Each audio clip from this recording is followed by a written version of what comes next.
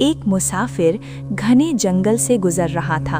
अंधेरा बढ़ता जा रहा था, रास्ता उलझा हुआ था और वो बिल्कुल अकेला था, लेकिन यही रास्ता उसे घर तक ले जाने वाला था।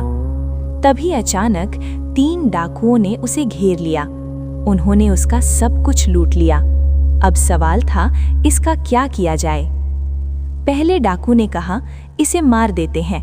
उसने तलवार निकाल ली। दूसरे ने उसे रोक दिया, बोला, क्यों अपने हाथ कंधे करें, इसे पेड़ से बांध दो, कोई जंगली जानवर आ जाएगा और काम खत्म हो जाएगा। तीसरे डाकू ने कुछ नहीं कहा, वो चुपचाप सब देखता रहा। मुसाफिर को पेड़ से बांध दिया गया।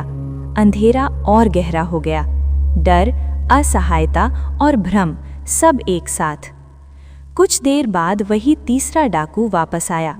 उसने मुसाफिर को खोला, उसकी जेब में कुछ पैसे रखे, हाथ में एक टॉर्च दी और कहा, मेरे पीछे आओ। वो उसे जंगल से बाहर निकालकर हाईवे तक ले आया, घर का रास्ता दिखाया और चुपचाप चला गया। अब सोचिए, तीनों डाकू अलग थे, लेकिन तीनों एक ही कहानी का हिस्सा थे। त्रिक या कश्मीर शैव दर्शन में इन्हें 3 शक्तियों का प्रतीक माना जाता है, अपरा, परापरा और अपरा। अपरा वो शक्ति है जो गिराती है, जो मारती है, जो अंधकार में धकेल देती है। परापरा वो है जो बांधती है, न जीने देती है न मरने। और परा वो शक्ति जो मुक्त करती है, जो हाथ में ज्ञान की टॉर्च देकर इस संसार रूपी जंगल से बाहर निकालती है। ये तमस, रजस और सत्व नहीं है, लेकिन हाँ, ये तीनों उन्हीं के गहरे रूप हैं। रजस, तमस और सत्व प्रकृति के भीतर आते हैं, लेकिन प्रकृति स्वयं इन 3 शक्तियों के भीतर आती है। यहीं से त्रिक की यात्रा शुरू होती है। जब देवी भैरव से पूछती हैं, सत्य क्या है, तो वो 4 संभावनाएं रखती हैं, और उनमें से एक प्रश्न ये भी होता है, क्या सत्य 3 शक्तियों का रूप है, परा, परापरा और अपरा? क्या यही तीनों त्रिशिरो भैरव के 3 सिर हैं? लेकिन देवी यही नहीं रुकती, वो स्वयं उस प्रश्न पर सवाल उठाती हैं। अगर सत्य का कोई रूप है तो वो सुप्रीम कैसे हुआ? अगर उसमें भेद है तो वो परम कैसे हुआ? यही त्रिक की सुंदरता है। ये आंख बंद करके मानने का दर्शन नहीं है, ये प्रश्न करने का साहस देता है। त्रिक का अर्थ है 3, लेकिन ये सीमित 3 नहीं है। ये वो 3 है जिसमें पूरा जगत समाया हुआ है। अनुभव करने वाला, अनुभव और अनुभव किया जा रहा जगत, इच्छा, ज्ञान, क्रिया, जागृत, स्वप्न, सुषुप्ति, द्वैत, द्वैताद्वैत, अद्वैत। हर जगह 3 दिखाई देते हैं।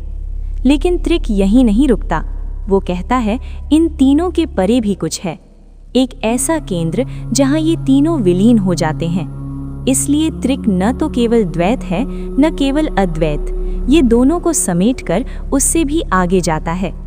यही कारण है कि त्रिक कभी कट्टर नहीं होता, ये सबको नकारता नहीं, ये सबको अपने भीतर स्थान देता है। जैसे हाथी के पदचिन्ह में सभी जानवरों के निशान समा जाते हैं, लेकिन हाथी का पदचिन्ह किसी छोटे निशान में नहीं समा सकता। त्रिक वैसा ही है। वैष्णव, वेदांत, योग, सिद्धांत सब इसमें समा सकते हैं, लेकिन त्रिक किसी एक तक सीमित नहीं होता। इसलिए त्रिक को श्रेष्ठ कहा जाता है, गलत या सही के कारण नहीं, बल्कि सीमित और असीमित के कारण। जैसे तीसरी कक्षा का विज्ञान गलत नहीं होता, लेकिन 12वीं की फिजिक्स अधिक विस्तृत होती है। समस्या तब होती है जब सीमित ज्ञान खुद को पूर्ण मान लेता है, और यही कट्टरता की जड़ है। त्रिक साधना में 3 देवियों की उपासना होती है, परा, परापरा और अपरा। अपरा देवी उग्र हैं, डरावनी लगती हैं, क्योंकि बंधन डरावना होता है, कर्म का जाल डरावना होता है, अहंकार डरावना होता है। लेकिन वही अपरा वीर साधक के लिए साहस और शक्ति बन जाती है। परापरा दोनों के बीच संतुलन है, और परा वो शुद्ध चेतना है। अंततः साधना में ये तीनों एक में विलीन हो जाती हैं। वही चेतना जिसे कोई शिव कहता है, कोई त्रिपुर सुंदरी, कोई काली, लेकिन वो कोई बाहर की सत्ता नहीं है, वो आपका ही हृदय है। हृदय यानी आपके अस्तित्व का केंद्र। जहां साधक, साधना और साध्य तीनों का भेद मिट जाता है।